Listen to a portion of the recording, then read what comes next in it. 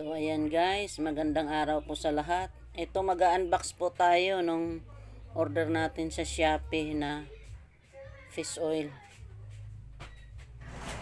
Ang hirap mag-unbox nung walang tagahawak ng camera. Ang hirap, hindi mo mabuksan pag ikaw lang mag-isa.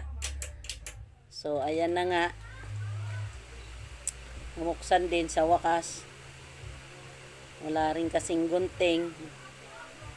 Ayan, inipit na ng hita. Inipit na ng hita. Makuha lang ang laman kasi ang hirap. Di makuha. Charan! Ayan na. Alaska fish oil. Order tayo niyan guys kasi kailangan natin ng food supplement para sa ating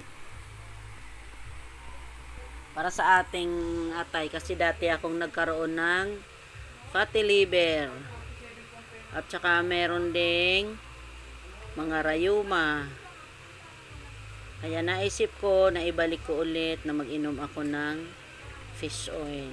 So ayan, tatry natin ulit. Unang bote yan. Pag maganda, dadagdagan natin ulit ng isa pa. Ayan siya. 100 soft gel ang laman. Made in USA.